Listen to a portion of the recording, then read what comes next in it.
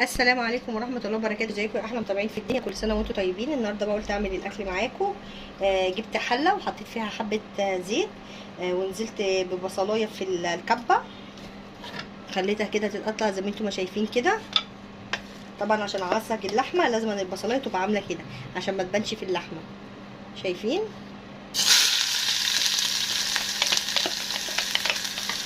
دول بالظبط بصلايه كبيره. واديها بقى تقليبه كده.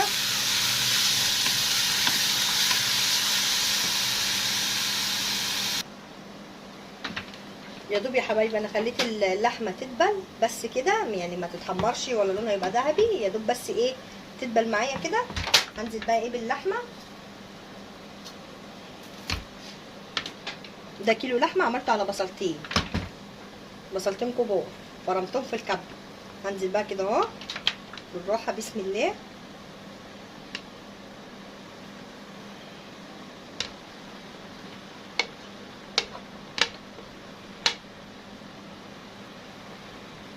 واديها بقى تقليبه كويسه كده واسيبها بس دقيقتين وبعد كده اتبلها.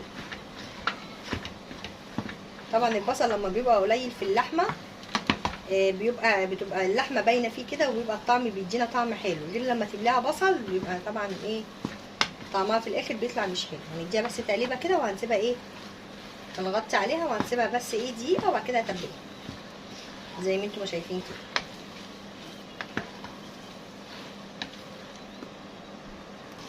وبعد كده يا حبايبي جبت الفرخه غسلتها بميه وملح وليمون، خليتها قشطه كده زي ما انتم ما شايفين، وسبت لما الميه غليت.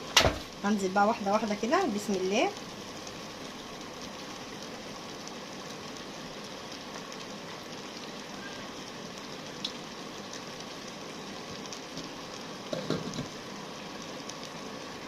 ودلوقتي يا حبايبي بقى عملت طماطمايه وبصلايه وشطه خضراء كده، هنزل بقى بيهم بالراحه كده على الفرخه بسم الله. ودي التوابل ملح وفلفل وكمون وكزبره، هننزل عليها بقى كده بالراحه كده اهو. وبعد كده بقى هنغطيها عشان تاخد السوا بتاعها.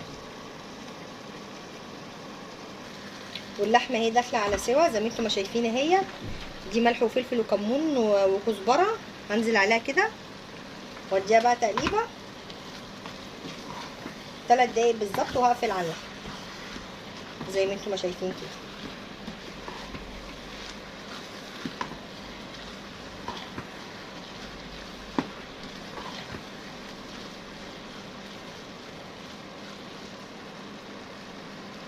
وبعد كده جبت حله وحطيت فيها ميه وسبتها لما تغلي، وحطيت فيها حبه زيت وحبه ملح، وانزل بالمكرونه. انا بستخدم مكرونه الملكه في اي اكله. هحط بالظبط كيس ونص عشان اعمل مكرونه بشاميل بس كده. واديها بقى تقليبه كده.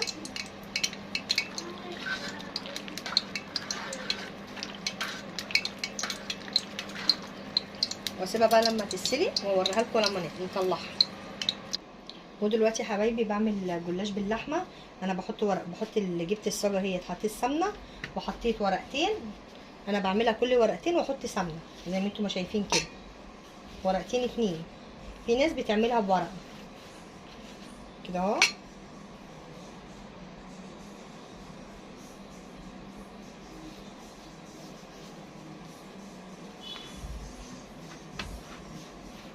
حطي برضو السمنه. طبعا الصاجه لما تكون مستطيله كده ما بتعكيش، ما بتقطعيش الورق.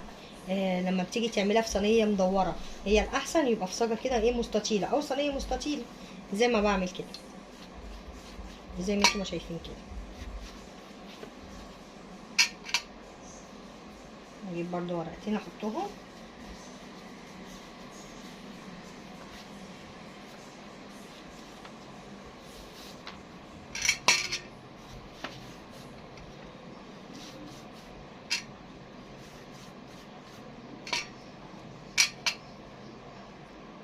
وبعد كده جبت الورقتين اهم حطيتهم. وبعد كده هنزل باللحمه اللي احنا عصجناها بسم الله. احط بقى كده بالراحه. طبعا انا ما بحطش السمنه لان ايه، ما بتعكيش الورق. هي الاحسن يبقى في صاجه كده ايه مستطيله زي ما بعمل كده الطبق اللي بحط فيها اللحمه المفرومه ما بحطش فيها سمنه، لان انا عايزه الجلاش يبقى خفيف كده، ما يكونش بيجزع من كتر السمنه فيه. كده اهو.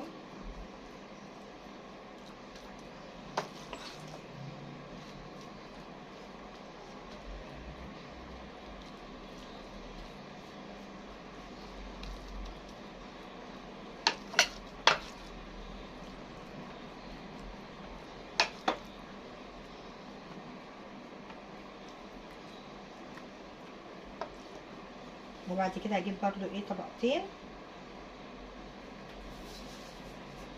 احطهم بقى كده، وهكرر بقى كده لغايه ما اخلص الصاجه واوريها لكم بعد ما اخلص، عشان ايه وقت الفيديو ما يطولش معاكم. دي كده اخر حاجه، امشي بقى عليها بالسمنه كده بسيطه.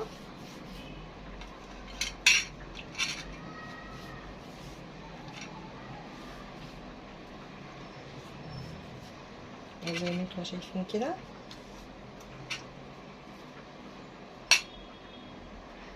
وبعد كده بقى جبت السكينه وقلت بقى اقطعها ايه بالراحه كده، بسم الله.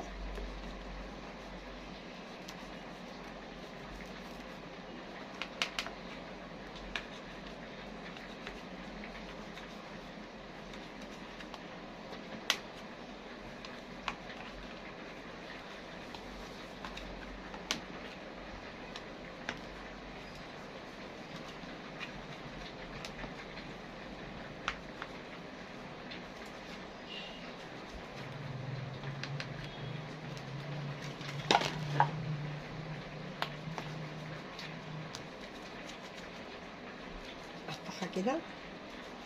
طبعا لازم تتقطع. انا كده مشغله الفرن على 180. طبعا الفرن لما درجه حرارته بتبقى عاليه بيبقى احسن، ما ينفعش تدخلي الجلاش ودرجه الحراره تكون واطيه، او انت يكون الفرن بارد عندك. لازم تبقى كده ايه شغال، عشان لما تيجي تحطيها يرفع معاكي كده ويبقى حلو.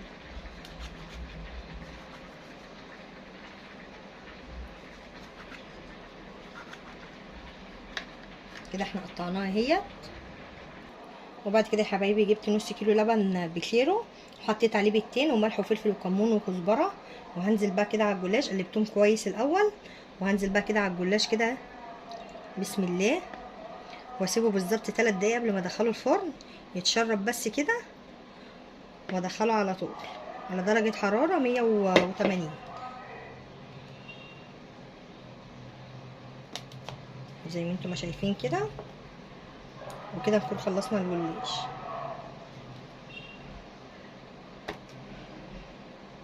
هسيبه بس 3 دقايق كده قبل ما ادخله الفرن. وبعد كده يا حبايبي جبت الصينيه اللي هعمل فيها المكرونه البشاميل اهي، هنزل بس كده بالبشاميل كده اهو.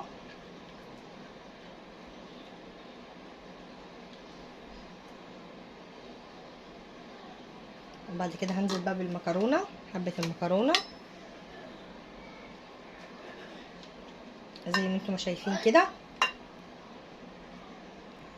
وبعد كده هنزل بقى بحبه مكرونه كده اهو، هقسمهم نصين.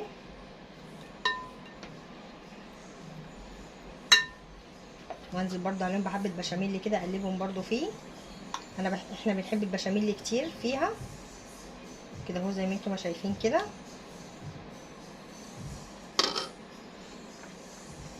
اقلبها بس كده.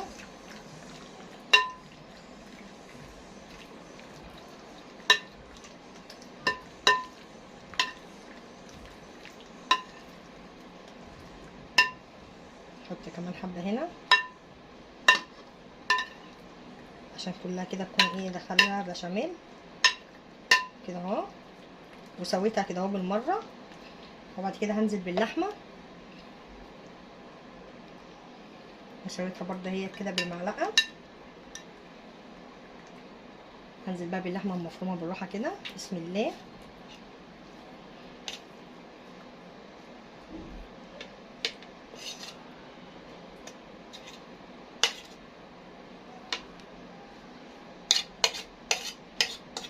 اسوي اللحمه بقى كده.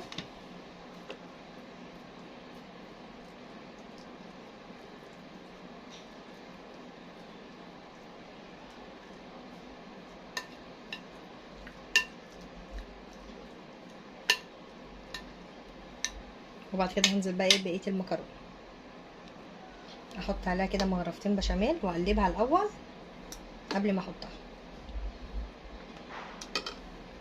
زي ما انتم شايفين كده.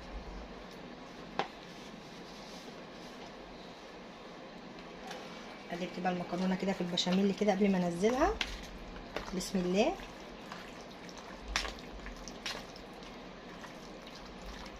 بعد كده بقى هنزلها يعني كده بالراحه.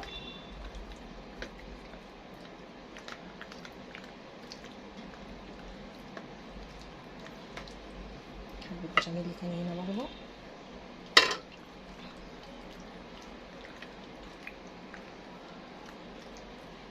بس كفايه كده.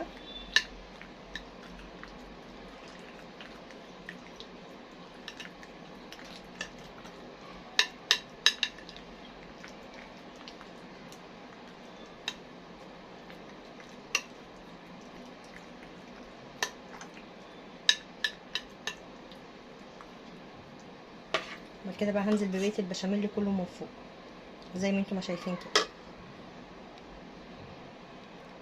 وبعد كده سويت البشاميل كده في الصينيه زي ما انتم ما شايفين وادخله الفرن. لو عايزه تحطي له بيضه من فوق مع ملح وفلفل وكمون عادي، مش عايزه تحطي له برده عادي كده اهو زي ما انتم ما شايفين كده.